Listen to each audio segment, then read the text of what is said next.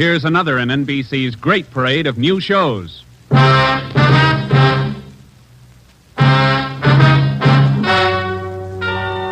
Ladies and gentlemen, the story you are about to hear is true. Only the names have been changed to protect the innocent. NBC brings you Dragnet.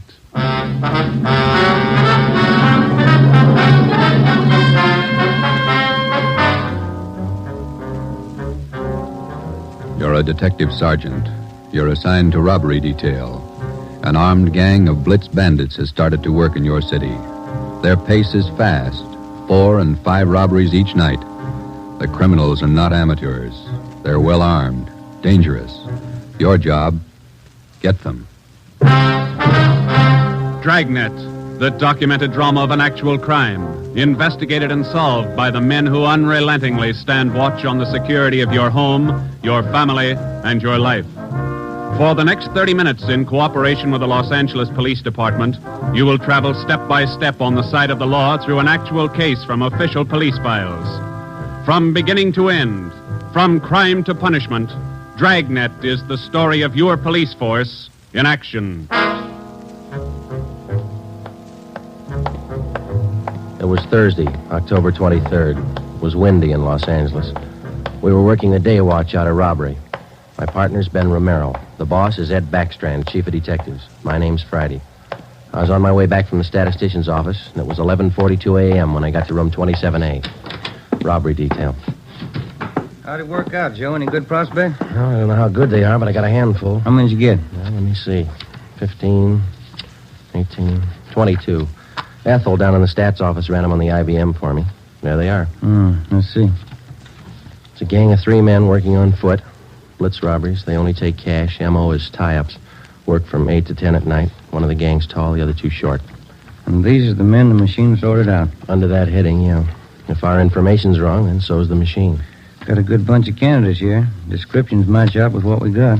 They seem to. Check the names on that list, Ben. Some of the smartest thieves in the country. Yeah. Tommy Willis, Ray Grappa, Kemp Satelli, Manny Roberts, George Cross, Mario Koski. Reads like June graduation at San Quentin. Yeah. George Cross and Tommy Willis are in town. We know that. And Koski, he's around a couple of weeks ago. And what about the rest? It's a big field. Have to check them out, I guess. Might as well start at the beginning. Did you go through the overnight reports yet? Yeah. No restaurants, no liquor stores. That makes 5 days the gang's laid off. Well, they can afford to, can't they? 18 robberies in 24 days, that's a pretty good haul. This stop-and-go strategy of theirs, Joe, it's got me. Yeah. They work hard for a week in one area, and then they lay low. If they just keep going, we might have a better try at them. Hey, Joe. Yeah, Chandler. Fellow out here to see you, Joe. Name's Decker. Decker. Henry Decker? Didn't say. Want to see him? Yeah, send him in. Right. All right, Mr. Decker, this way. How are you, Joe? You're looking good. Oh, Hank Decker. How are you? I'm fine. Oh, what are you waiting for? Applause? Come on in and shut the door. Hank, this is my partner, Ben Romero. Ben, Hank Decker. All right, Hank. How are you, Ben? Hank and I are in service together. Yeah, I just dropped in for a visit, Joe. Are you busy? No more than usual. Sit down. Oh, thanks. I remembered you telling me you were on the PD, so I figured I'd drop around and get an inside track. How do you mean? I just filed with Civil Service to take the exam next month. Figure I'd like to work at being a cop. He's shell-shocked, Joe. Great pep talk you boys hand out. You sure you want to be a cop? Oh, look, I'm 30 years old, Joe. I'm married, high school education, about a year of junior college. What's your wife think? She's not sold. Well, that's why I dropped in. How about coming out to the house for dinner tonight? You want me to sell her?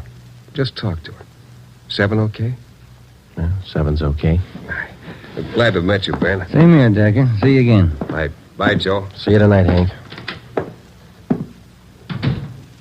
Well, what do you think, Ben? Ought to make a good cop. We had a list of 22 possible suspects. By 5 o'clock, Ben and I had checked out 2 of them who might possibly have had a hand in the blitz robberies of the 18 liquor stores and restaurants in the past 24 days. Number 1 man was Thomas Willis, Caucasian, age 29, 5 feet 11 inches, 175 pounds, dark hair, blue eyes.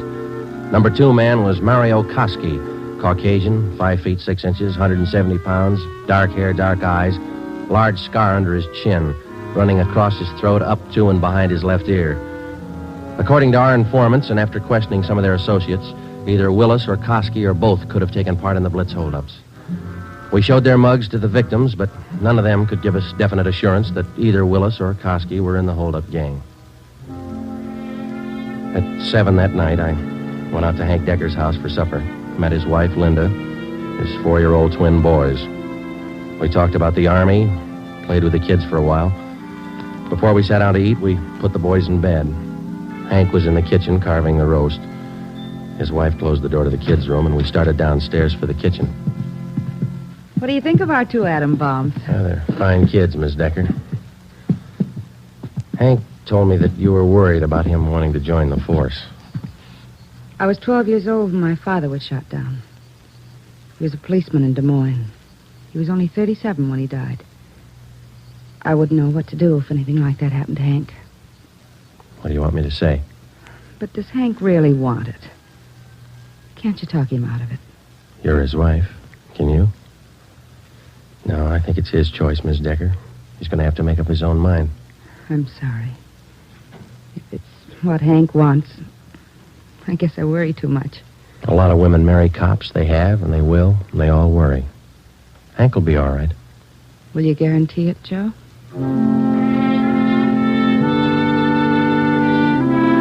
During the next month, I heard from Hank Decker only once. He was studying hard. During the same month, Ben and I were working hard, trying to find some kind of a concrete lead to break the Blitz gang. There had been no subsequent holdups which seemed to tie in directly with the gang or its operations. From the list of possible suspects which Ben and I made up, 18 names had been eliminated for one reason or another. Either they were in jail at the time of the robberies, out of the Los Angeles area, or out of the state. But 4 names remained: George Cross, Tommy Willis, Mario Koski, Julian Brock. During the latter part of the month, George Cross was booked on a minor charge, and we questioned him at that time. He showed no knowledge of the holdups.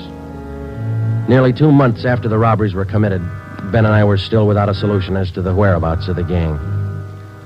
Never known a Blitz gang like this way before, Joe. Once they get wound up, they usually go until they're caught. Yeah. Did you get out those telegram checks to the east yet? Last night before I went home. Sent out all 3. Willis, Koski, and Brock. I'd like to find just one of them. Chicago might have something. That's Koski's old hangout. Willis, too. What about Brock? He's from Kansas City, isn't he? Yeah. I got a wire, too. Might have an answer from one of them tomorrow. That's a slow job. We'll have to wait it out. Guess so. No follow-ups from the victims we talked to. I'll get it. Robbery Friday. Oh, hiya, Joe. Hank Decker. Congratulate me. What for? Just passed my written exam. Got the letter this morning. How about that? That's fine. When do you take your physical? Oh, not till the end of the month. Next week I take the oral and agility tests. Then the physical. If I get by them, I'm in. Well, you're going to have a full month at the police academy after the test. There's a lot of work, Hank. Oh, it can't be any worse than these tests. It's a tough 30 days out there on the Hill. Law, court procedure, evidence, combat firing, target practice. You'll have to wade through all of them. You ever going to have anything encouraging to say? Yeah, when you graduate. I won't count on it. How's your job going? Slow. How's your wife feel now? About taking the job? Uh-huh. A little better. She said to say hello. Okay. Keep us posted, huh? I'll do that, Joe. Right. Bye. Hank passed his written test. Sure anxious. Friday, Romero, got a minute? Yeah, Skipper. Come on, Joe. You got something, Ed? Yeah, those Blitz robberies you're handling. Not having much luck. We were. Gang's disappeared. Not a trace of them so far. They leave town? Oh, we're not sure, Ed. We don't even have a good description. We're guessing most of the way. What are your guesses? You've had a couple of months to make them. 12 of the holdup victims we talked to told us definitely that there were 3 men in the gang, 2 of them short, 1 of them tall. We've just been working from there. All 3 of them have dark complexions. Started with 22 possibilities and got it weeded down to 4. No, wait a minute, 3. Yeah. Tommy Willis, Mario Koski, Julian Brock. Willis and Koski are Eastern Hoods. Brock's from the Middle West. And where are they now? Haven't showed their faces around town. We're checking some of the cities in the east. That's about all we got, Skipper. Not much for 2 months' work. Thieves can't be that smart. Right now they are. We've sounded out every lead we had, Ed. We're doing our best. Either of you ever hear of a man by the name of Val Mishikov? No, I don't think so. Chicago gunman in the old days, wasn't he, Ed? That's right. I thought he was doing time in Joliet. Paroled last year. Got a tip he was spotted on East Broadway night before last. You figured it might tie in with our job? I don't know. Find out. If I remember right, Mishikov's brother used to be pretty friendly with Mario Koski. I helped send both of them up 13 years ago. Same rap, robbery. Was that all you heard, Ed? Somebody spotted Mishikov? That's all. If you can track him down, you might get some kind of a lead. That's more than you got now. That night and for the next 2 nights following, Ben and I had dinner downtown instead of going home, and then we spent the rest of the night covering the lower end of the city in search of Al Mishikoff. We got more than a dozen leads on where to find him from some of our informants, but none of the leads paid off. We kept missing him. No one knew where he was staying. No one knew, or no one would tell us. Worst thing about this job, Joe, leg work? We must be averaging 10 miles a night. My feet say 20. Almost midnight. Here's McCarthy's place. Let's try it. Right? Let's go down to the end of the bar, Ben. Yeah. Hiya, Ben. Good to see you come in. What's new? Oh, not much, Bert. Meet my partner, Joe Friday. Hiya, Friday. What do you fellas have? Looking for a guy, Bert. His name's Al Mishikoff, Chicago. You heard anything? He was in here earlier tonight. Couple of guys with him. Are you sure? What do you look like? 6 feet, about 45, I guess. Big build. Sounds like him, all right, Joe. Is he staying in the neighborhood, Bert? Down here, I don't think so. Most of those big-timers stay uptown someplace. You looking for Mishikoff? I'd like to talk to him. How long ago was he in? Oh, about 8 o'clock. Couple of guys with him. They were talking about driving out to the airport. Something about Las Vegas. There's an 840 plane for Vegas, isn't there, Ben? I think so. 840, 850. I can't recall which. Bert, do you remember the exact time they left? Exactly. No. Say, there's one of the fellas that was with Mishikoff down there in the middle of the bar. Which one, Bert? There. One with a sandy hair, big chin. See him? Yeah. Want to talk, Joe? Come on. And Judge, you know what he said? He said when he was in Vegas last week. Pardon me. Killing. Yeah, that's... Pardon me. I'd like to talk to you a minute. Yeah, who are you? Police, Sergeant Friday. Oh, have a drink, Sergeant. No, thanks. I said I wanted to talk to you. Square John, huh? Wait a minute, George. Square John wants to talk to me. Come on outside. We can talk better out there. I ain't done nothing. What's the pitch? I got a right to know. Let's go. Outside. Maybe I don't want to go outside. I think you better. Come on. All right. Quit shoving, you dumb cop, shoving people around. What are you trying to do? Every sausage. All right, down this way. Car's parked up the next alley, Joe. Hey, look, what's this all about, huh? I got a right to know. You were seen with Al Mishikoff tonight. Where is he? Who? Al Mishikoff. You want us to spell it? I don't think you can spell your own name. Nobody's asking you to play smart. Where's Mishikoff? Out of town. What do you care? Here's the car. All right, inside, you. Now, look, you got me wrong. I ain't done nothing. Where's Mishikoff? You and some other guy drove to the airport with him tonight. Let's have it. I'm clear, I tell you. I just drove out with him, that's all. Where'd Mishikoff go? Vegas. Took the plane for Vegas. When? About 8:30, 8:45. What's up, anyway? Who's the guy traveling with Mishikoff? Nobody. Who's the guy traveling with Mishikoff? Koski. I just met him tonight. Mario Koski, is that the guy? Yeah, I'm leveling. I ain't done nothing. Ben, get to a phone, call the office, contact Las Vegas police. Ask them to pick up Koski and Mishikoff. When we got back to the office, we questioned the man we had picked up for almost 2 hours. His name was John Delmar, an ex-convict. He'd been paroled from Folsom Prison 2 months before after serving 3.5 years for burglary. He said Mishikoff was looking for a man to work with him and Koski. He didn't specify the work. Delmar said he refused the offer, but they parted on friendly terms. He said Koski and Mishikoff told him that they were going to Las Vegas for a few days, then return to Los Angeles. But when Ben and I checked back with the Las Vegas police the next morning, they reported that nobody answering the description of either Koski or Mishikoff was seen arriving or leaving the airport. We checked with the airlines and sent inquiries to law enforcement agencies throughout the entire area. No sign. 3 weeks went by. Still no sign. Nothing in the overnights, Joe. No, not a thing. Oh, yeah, same here. Reno, Sacramento, San Francisco. Nobody's seen him. Ain't got to come out sometime. We can wait. Yeah, we can wait. Gets on your nerves. Let's check with Backstrand. Maybe he's got a job for us in the meantime. You getting as eager as your friend Hank Decker, Joe. Incidentally, how'd things turn out for him? He passed all his exams, putting in his month's training at the academy now. He should do all right. Hiya. Hi, Mike. Skipper busy? Not in his office. Won't be in till afternoon. What's the matter? He's got a lecture at the police academy this morning. Thanks, Mike. Come on, Ben. Ben and I drove out to the police academy near Elysian Park. We went out to check with Ed Backstrand on the BLITZ robberies, not to listen to his lecture. When we walked into the classroom, he was just finishing up, so we sat in the back of the room and listened. It was a pretty good speech. Because of the alertness of the arresting officer, his talent for memorizing detail, and his knowledge of how a criminal acts under a given set of circumstances, the arrest was made. Well, that's about it, gentlemen. Thank you for your attention. Now, when I ran this speech over at home, my wife said it wasn't a very good talk, but at least it came out on time. Now it seems I'm 2 minutes short, so I guess I failed on both counts. But if I may, I'd like to use the few minutes that are left to tell you what I think of being a cop after 24 years. For one reason or other, you men have chosen the career of a police officer. Well, let me tell you right now, without any qualifications, it's a thankless job. Maybe you can't see it now. Maybe you think I'm exaggerating. But when you graduate next week and get that uniform on, your whole lives are going to change. You're going to lose friends, a lot of them. They'll want parking tickets fixed, some other favors. You'll have to turn them down, so you'll be a heel, a fathead. When you're on the beach, you're going to meet the cream of society and the scum, the lowest. Sometimes you won't be able to tell the difference.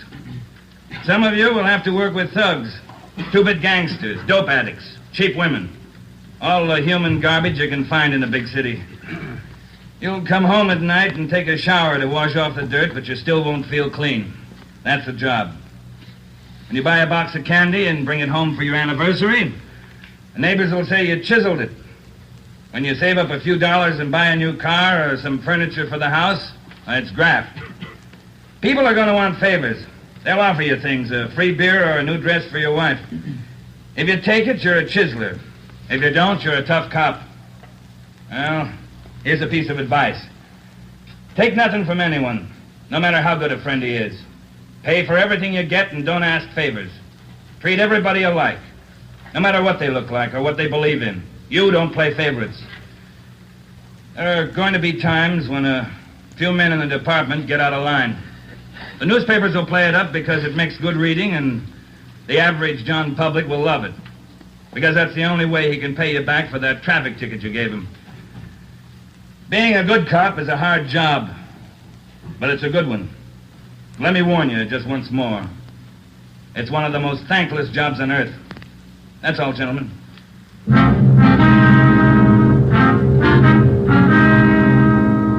The following week, Hank Decker graduated from the police academy and hit the transfer list for a regular assignment. He drew a job of teaching combat firing and boxing at the academy. He didn't like it, so he put in a request for a transfer and waited. For the next 6 weeks, Ben and I waited, too, for some sign of the BLITZ bandits. There wasn't any. The only possible suspects, Mario Koski and Al Mishikoff, had disappeared completely. We kept a close check on every possible avenue of information. Still, no sign. Ben and I were transferred to the night watch on robbery for a few weeks, and that gave Hank Decker a chance to drop in and visit with us a couple of hours when he went off duty at the academy. He was still as eager as ever. Hi, Ben. Joe, anything new? Hi, Hank. Nothing here. What about the academy? Oh, big news. What's up? Getting a transfer starting next Monday. Gonna start on a beat. Thought you were all tied up with that boys' club you started out there. Oh, I was, but Hanson's gonna take over when I leave. The kids sure love it. Free swimming in the pool, boxing lessons. We teach them everything. Where's your beat going to be, huh? Central, right in the downtown district. Might learn something, huh? You'll learn a lot if you want to forget most of it. Look, it's 7:15. Don't you ever go home for dinner, Hank? Oh, getting the wife used to it. This new shift's gonna be night work, you know. Wait till you're on it for a year, and then you tell us how you like it. A year? I want to be in the detective bureau after a year. Well, you're not even going to last a year if you don't get home to dinner. Your wife's called twice this week already. She calls me. Okay, when did she call tonight? She hasn't yet. Oh, I guess I better head her off. Let me know if anything breaks, huh, Joe? I'd like to tag along. Okay, Hank. Well, on your way. Okay, good night. So long. Good night. Yeah. How eager can you get? Were we like that when we started? Not me. I never had that much energy at one time my whole life. Hot shot, Joe. I'll get it. At 767 East Broadway, a liquor store, 211 and slugging. At 767 East Broadway, a liquor store, 211 and... 767 East Broadway, 211 liquor store. Let's go.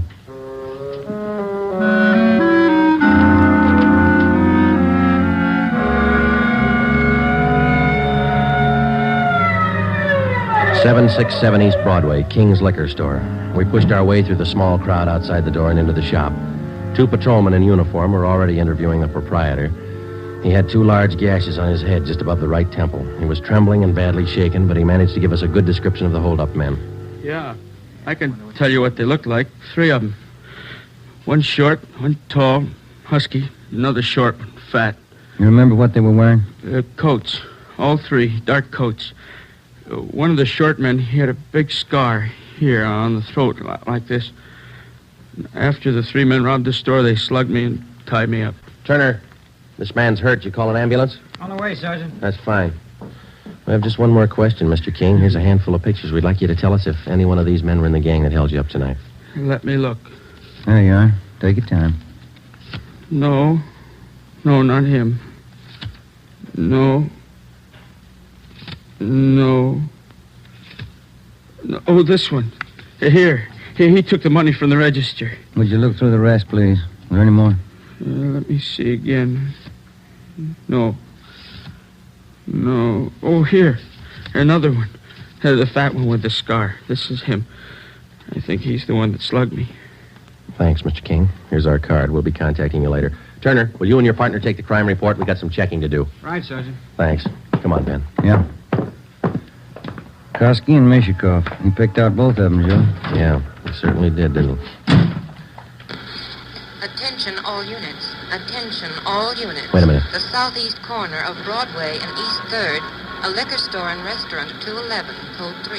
All units, the southeast corner of Broadway. Come on, Ben, let's roll. and East 3rd. When we got to the liquor store and restaurant at Broadway and East 3rd, Ben and I knew for certain that Koski and Mishikov were back in the city and working hard. Their M.O. matched down to almost the smallest detail. We put a call through to communications, and the entire Central Division was alerted. Then we called Chief Backstrand and told him the news. He assigned a special detail from the Metropolitan Unit to patrol the area until further notice. But at 9:23 p.m., before they pulled out of the police garage, the BLITZ bandits added 2 more liquor stores and 1 more restaurant to their list of victims. Early the next morning, Ben and I met with Chief Backstrand in his office. You got a make on that 3rd man yet? We ran his description through R&I early this morning, Ed. Closest candidate's a guy by the name of Julian Brock. Done time here in New York. Any tie-up with Koski or Mishikov? Mama sheet says he knows Koski pretty well. And that's good enough. Now, how do you think you're going to get these thieves? We've got the alert out, Chief. Special detail from Metropolitan Division's been briefed. Communications all set. All right, here's a tip for you. Tell the men if there's a hold-up call that only the car in the area of the hold-up will handle it. These thieves are no amateurs. They may try some decoy trick. Tell the men to stay in the area they're assigned to until they receive a call. Check? We'll take care of it, Ed. You're going to be on hand tonight? And when do you figure on starting? We'll have the full detail out by 6:30. Play it safe and start at 4. Why chance missing him?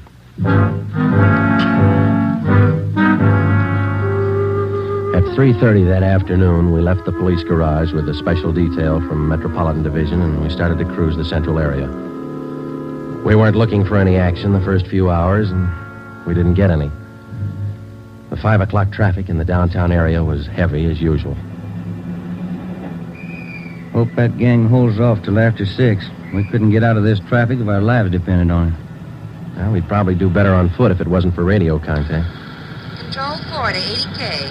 Control 4 to 80K, your location. Get it, will you, Joe? Yeah, wait till I get the mic. 80K to Control 4. 80K to Control 4. Our location on Spring Street between 2nd and 3rd. 80K, stand by. 80K, call your office code 2. Call your office code 2, KMA 367. 80K to Control 4, Roger. KMA 367. Yeah. Now what do I do for a parking space? You know, you're lucky. That guy up ahead there, he's pulling out.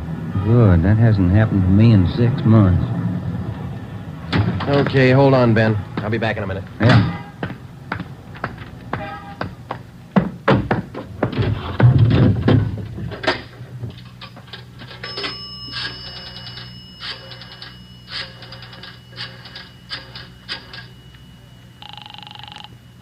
City Hall. 2511. 2511. Robbery, Chandler. This is Friday, Bill. You want us? Yeah, just a minute, Joe. Chief wants to talk to you. Hello, Friday. Yeah, Ed. Cruiser car just brought in a guy answering the description of Mario Koski. Yeah? Get over here right away and question the guy. If it is Koski, we can all go home early. Ben and I went back to the office and questioned the man who gave his name as Conrad Larkin. He was Koski's approximate height and weight, same color hair, same color eyes. The resemblance to Koski's picture was evident.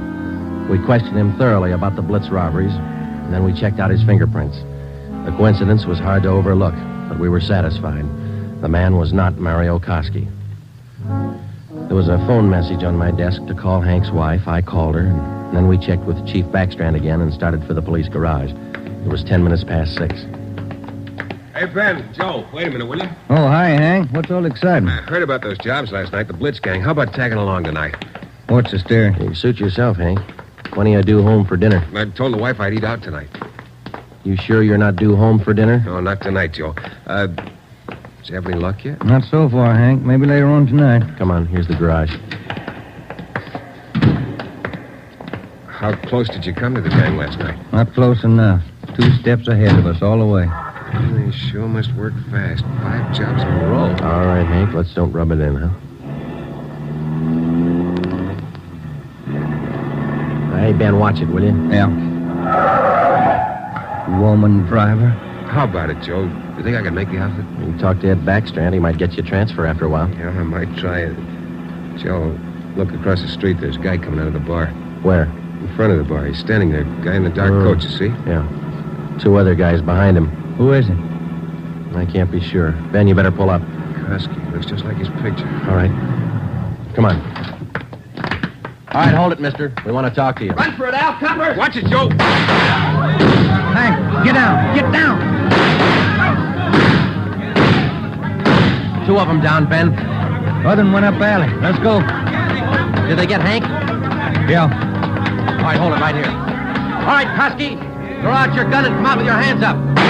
All right, let's return the fire. Come on.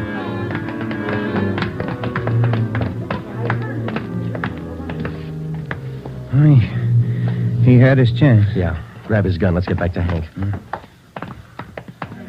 Did you get the guns from the other 2? Yeah, they're dead. Hank got them both. All right, one side, please. Officer, did you call an ambulance? Yeah, they're on their way. Come on, Ben. One side, please. Will you let us through? Hank, how you doing? Not so good, Joe. Ben, will you get the crowd black? Give him some air. Would you just move back? Joe, All right, easy, Hank. They'll be here in a minute. Hank? Hank? How's it doing, Joe? Gone? Yeah, come on.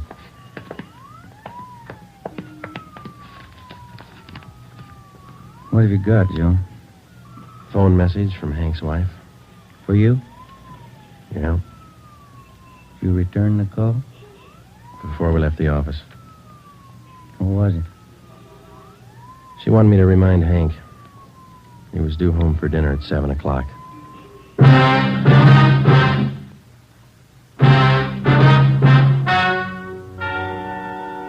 The story you have just heard is true. Only the names were changed to protect the innocent.